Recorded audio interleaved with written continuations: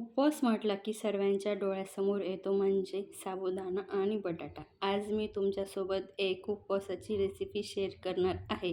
आज आपण बनवणार आहोत अतिशय पौष्टिक आणि उपवासाची वडी। ही वडी जर तुम्ही खाल्ली शरीराला खूप ऊर्जा प्रदान करते।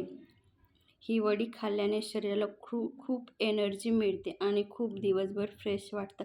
चला मग न वेळ घालवता आपण रेसिपीकडे वळूया। नमस्कार मंडळी, द रियाज किचनमध्ये तुमचं मनापासून स्वागत आहे। आज आपण उपवासाची राजगिऱ्याची वडी बनवणार आहोत।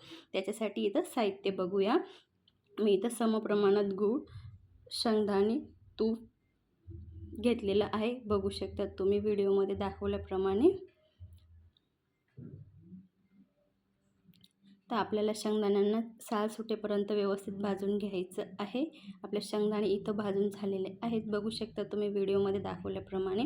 आता आपण त्याच कढईमध्ये जे तूप आहे वाटीमध्ये घेतलेलं ते तूप ॲड करूया आणि आपण आता पीठ पण खमंग भाजून घ्यायचं आहे, बघू शकता तुम्ही व्हिडिओमध्ये।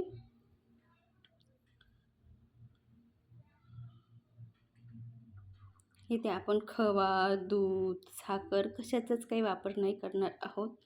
अगदी कमी साहित्यामध्ये बनणार ही वडी आणि खायला खूप छान आणि दिसायला पण खूप छान आहे।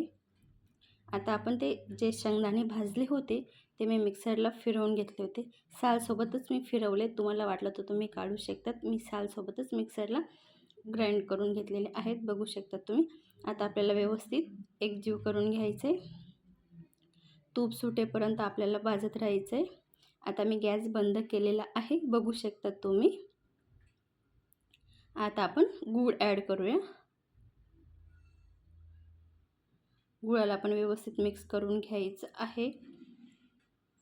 गुळाचे असे दाणे दाणे नाही राहायला पाहिजे, तोपर्यंत एका प्लेटला आपण तूप लावून घेऊया।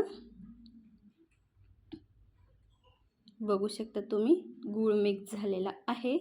आता आपण एका प्लेटमध्ये सेट करण्यासाठी काढून घेऊया। बघा आपलं गूळ म्हणजे असं दिसतच नाही आहे, एकदम व्यवस्थित मिक्स होऊन गेलेला आहे, बघू शकता तुम्ही व्हिडिओमध्ये। आपण आता एका प्लेटमध्ये सर्व करायला काढून घेऊया। जसं आपण दुसरी वडी बनवतो तसंच आपल्याला सेम सेट करायचं आहे आणि आवडीनुसार तुम्हाला ड्रायफ्रूट्स त्याच्यावर गार्निशिंग करून घ्यायचे। हे ऑप्शनल आहे, नाही केलं तरी चालेल। आणि व्यवस्थित कट पाडून घ्यायचे आणि 15 मिनिटासाठी सेट करायला ठेवून द्यायचे। व्हिडिओमध्ये दाखवल्याप्रमाणे बघा किती छान दिसते की नाही आपली राजगिऱ्याची उपवासाची वडी। जसं आपण दुसरी वडी बनवतो तसंच सेट करायचं आहे आणि वरून ड्रायफ्रूट्स आवडीनुसार गार्निशिंग करून घ्यायचे आणि कट मारून घ्यायचे। हे लाडू जे मी स्क्रीनवर दाखवते हे लाडू पण उपवासाचे आहेत आणि ज्यांना हिमोग्लोबिनची काही प्रॉब्लेम असेल तर त्यांनी पण हे लाडू नक्की खाऊन बघा, त्यांची प्रॉब्लेम पण नक्की दूर होईल आणि शरीराला पण खूप हे पण एनर्जीयुक्त लाडू आहेत।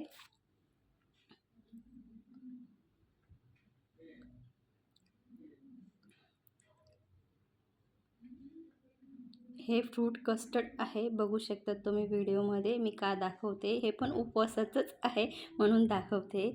उद्या परवाला आता फास्ट सुरूच होणार आहे, आषाढ एकादशी आय थिंक 2 दिवसानंतर। तर तुम्ही पण हे फ्रूट कस्टर्ड बनवून बघा, अगदी घरच्या साहित्यामध्ये बनतं आणि हे स्पेशली उपवासाचंच आहे। आणि उपवास म्हटला की साबुदाणे बटाटे खाऊन खाऊन खूप कंटाळा येतो, म्हणून हे मी फ्रूट कस्टर्ड काहीतरी नवीन रेसिपी आहे।